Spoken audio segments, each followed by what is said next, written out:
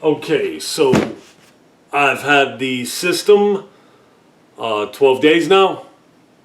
And what can I tell you that you haven't already heard? Well, my experience, I've had one game crash. And when I do run the console, when I'm home, when I'm not working, and I'm running the console, I run it all day long. I've had no freezes. I've had no hard drive issues. I've unplugged the SSD, the external SSD. I've hooked the PlayStation 5 up to my computer monitor, my 1080p computer monitor to look at the super sampling. I put the PlayStation 5 back. I hooked the external SSD back in. No issues. I actually have a video of that. And I did not eject it properly. I did not go to the settings and hit disconnect from PlayStation 5 like you're supposed to do with an external SSD. I just recently learned that. I just unplugged it. That's what I do with my PC. I figured that's what I do with the PlayStation 5. No issues. I've had one game crash. Demon Souls. The game crashed. It snapped out to the menu. And I just figured, I was like, whoa, what the hell was that? I clicked start on the game and it said check for update instead of close application. That's how I knew that the game closed out on its own. So it wasn't like the screen froze or anything like that. I hit X, I started the game back up, no more issues. I played with Blaze for like 3 hours. I shared the screen with him. We were in a party chat. I streamed to Twitch playing Call of Duty multiplayer. No game freezes other than that one Demon Souls. No game crashes. It's just been super, super smooth. Now, I see all kinds of people having issues. I'm seeing the issues out there, man. And I'm waiting for my turn because you know I'm notorious for having issues with electronics. And the PlayStation 5 has been good, man. You hear about the coil whine, the noise. This thing is quiet. It's super, super quiet. Whisper quiet. Like nice quiet. My PC is louder than my PlayStation 5. What can I tell you? I have 20 games installed. 10 games on the internal. The internal's almost filled up. 10 games on the external. External still got plenty of room. And every last one of them is 60 frames per second. I have a dream. When I first started playing on PC, there was an idea. What if we could have this experience on a console? And that, ladies and gentlemen, is essentially what the PlayStation 5 is thus far. We have the PC experience with the ease of use of a console folded up into one alienated looking box. And it's beautiful, baby. I like it. I like the PlayStation 5 a lot. Now, let's deviate real quick. I was going to do a separate video for the controller, but I'm not going to do that. I'm just going to wrap it up real quick, go over my quick thoughts. What's the wireless life like on this? I don't know. I keep my controllers plugged in. The consoles don't move. I don't roam the house when I play the games. All my shit stays wired. I use my Xbox Elite controller wire. I took the PlayStation 5 wire, which is a short wire, hooked it up to the PC, and that's what I plugged the Elite into. Matter of fact, bada bing, bada boom. So Elite controller is much longer, so I can just kick back, relax in the recliner, wired. Is this a revolution in controllers? No. The sticks feel fantastic. I love the sticks. The handles are just uncomfortable. I'm not used to it. I'm not used to them going down so far. I'm so used to my pinkies being free. And now I got these little skinny dog legs in my hands because that's what it feels like I'm holding a set of like little dog legs. This is what it feels like I'm holding. Dog legs, like literal dog legs. It just feels weird to me. So as far as the comfortability goes, I'm not crazy about it. I'm used to it at this point. I wasn't too happy at first because I love the DualShock 4, but the sticks feel very, very responsive. They feel tight. and responsive. And that's the most important thing. I'll take these over the Xbox One controller sticks any day of the week. Now, the Elite controller, once you tense up the sticks, it's perfection, baby. But this is nice. It's real nice. The touchpad, I had a little issue with the touchpad. And when I was playing Assassin's Creed Valhalla, I was trying to dodge. And I'm hitting the square button. And I'm hitting the touchpad. And it's going to the menu. Now, this only happened in Valhalla because I'm trying to dodge at a specific point in time. Whereas on the DualShock 4, the touchpad is actually down a little bit, so that never happened. Minor issue, no big deal. The haptic feedback that everybody's talking about in these triggers, people, to me, that was very, very annoying. Having tension, like the trigger's literally fighting you as you pull down on it. I don't like it. I tried it out. I put it on the weakest setting. I do not like it. I do not like it in any game. I turned it off, went into the settings, turned it off completely. I like the triggers. I started using L1 and R1 on Call of Duty, and once I turned off the haptic feedback and the triggers, I started using the triggers.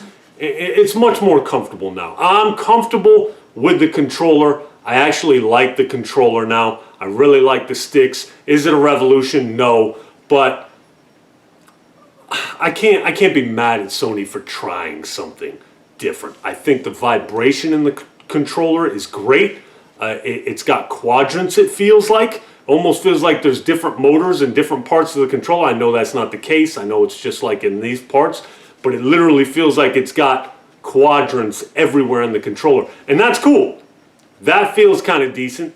Not crazy about it. You know, it's not like, oh my gosh, you have to have this in a game. But I mean, it's a cool little feature. You can talk into the mic, the voice chat. Somebody talks out of the mic. I was in a party chat with Blaze. He started talking through the speaker in the controller. That was cool. You can still game share on your PlayStation 5. Do you need a PlayStation 5? I don't know. Did you have a PlayStation? If you got a 1080p TV, wait. Just wait.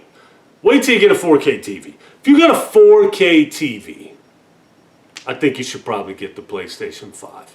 Everything's 60 FPS. Everything looks beautiful.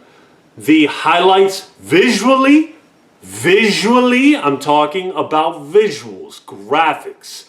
Graphically, Miles Morales is a technical showcase. It really does look pretty. Demon Souls looks spectacular. It really does. Call of Duty actually looks very, very nice.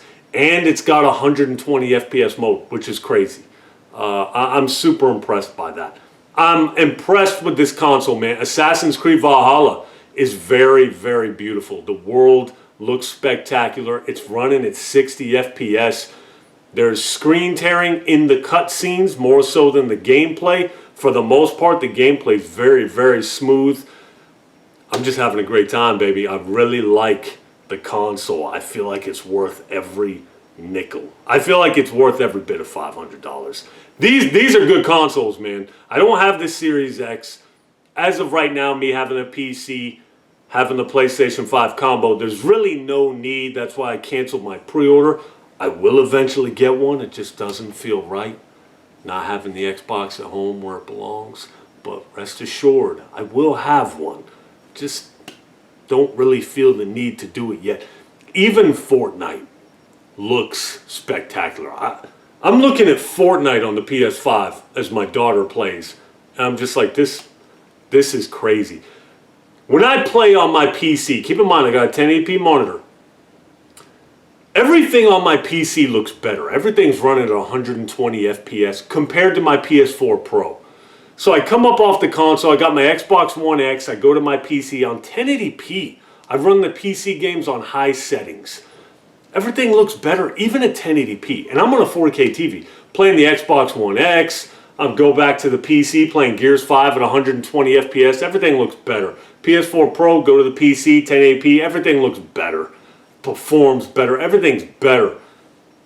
I go from the PS5 to the PC now on my 1080p monitor. Everything looks like dog shit. Yeah, everything looks real bad. Not everything, like Doom Eternal, but there's no enhancements for the PlayStation 5. I installed it on the PS4 or on the PS5 on the SSD, the external SSD, and I mean it looks the same. It performs the same. There's no enhancements. Go to the PC. PC looks better, and it performs night and day better. But you put in Cold War on the PS5. I go to the 1080p monitor. It looks like shit. Now get this. I hooked the PS5 up to the 1080p monitor. Now it super samples the image. It looked better at 1080p than my PC at 1080p. Now how is this possible? I think it's called DLSS. I forget what it's called. It's some new feature that they have. They had it in Watch Dogs. I didn't notice Watch Dogs Legion. I didn't notice too much. I didn't notice any performance gain, to tell you the truth. They have it in Call of Duty. Now, I put it on quality. It made the game look a little better. But Call of Duty super sampled on the PS5 still looks better on my 1080p monitor than my PC does on my 1080p monitor. So this is great, man. This is really great. I'm really liking this. Borderlands 3, I downloaded on the PC for a free Steam weekend, and I'm playing at 1080p, 120 FPS. I fire this baby up on the PS5. Borderlands 3, 4K, 60 FPS. I don't know if it's native 4K. It's got to be. It looks beautiful. There's a performance mode. I hit performance mode, takes a huge hit. Can't feel a difference, but my panel only supports 4K 60 FPS. If I do 1080p, it'll do 120 FPS. So I don't really feel a difference, but after that visual hit, I'm assuming it's doing 120 FPS. It's doing 4K 60 FPS. It looks amazing. It's a different game than it was on my PC at 120 FPS at 1080p. It's a different game. And I got my 60 FPS. Everything's 60 FPS. Everything's performing beautifully. Everything feels responsive on the sticks. Everything's just real nice, man. I've had no issues. I do not put it in rest mode. I don't know if I told you that or not. I cannot emphasize that enough. I do not put this console in rest mode. A lot of these problems I'm hearing are stemming from rest mode. Keep your console out of rest mode. This is not hard, people. Wait until they iron this shit out. Whisper quiet. Performs beautifully. Not the greatest looking console. Not the greatest looking controller. It doesn't feel the best of controller, as I've told you before, but I love the sticks. The triggers are growing on me. I haven't used triggers for a Call of Duty on a PlayStation console in a long time. I'm so used to L1 and R1, but these triggers, it feels better. It feels better. So I'm liking it, man. I'm liking the console. That's all I can tell you, man. So that's all I got for you. I'll holler at you later.